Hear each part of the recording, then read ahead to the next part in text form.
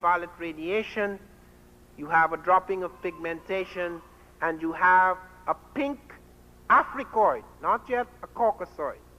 A pink Africoid, morphologically African, but with pink skin, the albino type. This albanization, which would have been fatal in Africa and in certain tropical countries, becomes a stabilized type in Europe, a selected type, and so you have the pink type emerging, eventually undergoing facial morphological change, the narrower nose, thinner lips, etc., contracted features, longer hair, which is necessary to protect the neck from cold, as against the hair that is shorter in order to allow heat loss in the tropics. So then you have mutations, not evolution, but mutation. And then you find going into Asia, the Africoid type, as Renoka Rashidi has shown, there are 100 million blacks still in Asia. That mutation occurred the beginning, for example, of the epicantic fold to deal with the wind across the Asian steppes. Then we have anomalies like the Eskimo, which remains black in the ice because he does not have to drop pigmentation to survive because he's near. He gets his vitamin D from the seals and from fish oils, which the black caught in the ice of southwestern Russia and in parts of Spain, etc., could not accommodate himself to this new situation without the loss of pigmentation. What they have found within the last few years, within the last 5 years, in fact, it is reported in Nature that the founding population of the modern world is African. It is not just that the first man is African. That was known for a long time, and that doesn't mean anything because man went through various sequences in evolution. They found that all the 6 sequences are African, and that the final man, which makes modern man with the brain of modern man, is African. And therefore they've come to the conclusion that all humans on the earth are anatomically African. Let me make this quite clear, because this is one of the things that we have to be extremely careful about. That does not make the African superior, because the differences are extremely superficial. What has happened in these hemispheres, particularly the American hemisphere, and across the world, is such a devastating thing that it becomes emotionally warming to feel that one is superior to somebody else belonging to different racial group, etc. That has no validity in biology. We are people.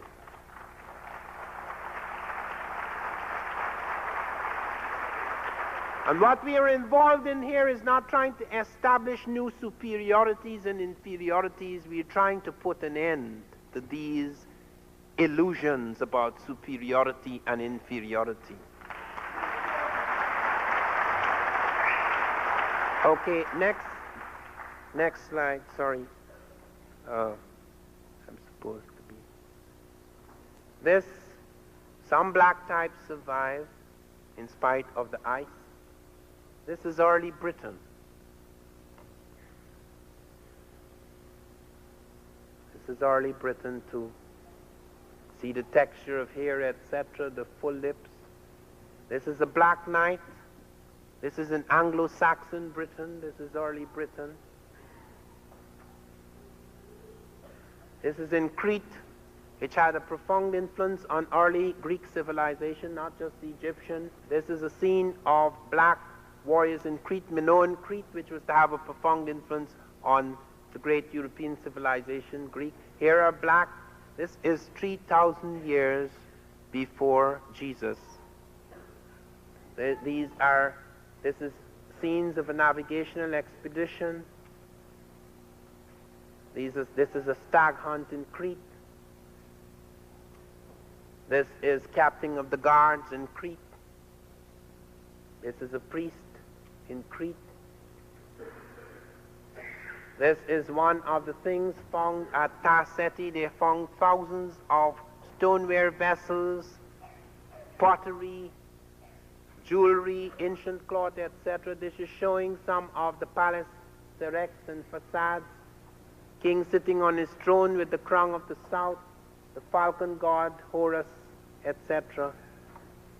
This is God among the Egyptians. Once again, you see the African features, but the use of red ochre, the ritual color that is used, that has been used for thousands of years. This is Isis, the sister wife of God, the feminine principle. The Egyptians did not believe God was a he. God is a he-she. Okay, a combination of the polar opposites. And there is little Horus, the sun. This is supposed to be Narmer-Menes, the first Egyptian pharaoh. You will see lots of pictures during the talks that follow me, where you will see a far greater range of Egyptian types. This is Zoser, the builder of the step pyramid. When I say the builder, I mean he was the king who supervised the building. It is in his reign that Imhotep built the step. This is Imhotep, the multi-genius of this. As you can see quite clearly, he's the brown Mediterranean type. Okay, the tan Caucasoid. Okay, he was the man who built the first pyramid out of hewn stone. He was also a prime minister. He was also a mathematician. He was also a doctor. He was a very extraordinary man. And he was worshipped as Imhotep among the Greeks and Imhotep among the Africans. This is Mentuhotep, the first. And then what is unusual about this is the red crown of the north and the white crown of the south, the joining of the two lands. This is Sesostris, who took armies into many lands. The Russians found about 50 years ago a village in the Caucasus, right in Russia, in the heart of Russia, where all the people were black. They did not know where they came from. We do believe, however, that it could have had to do with one of Sesostris' armies, because he went right up into the Black Sea. We've even found blacks in Odessa. This is Akhenaten. They said the reason why he had a face like this is because he was sick. He is the man who brought about the religious reformation, and he insisted that they should only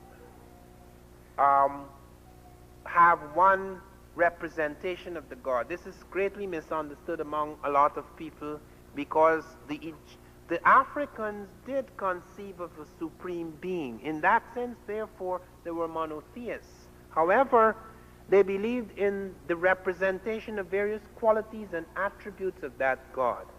This is something that also comes out in the later Christianity of Europeans, when the Europeans were eventually converted to Christianity about 2 centuries after the death of Jesus.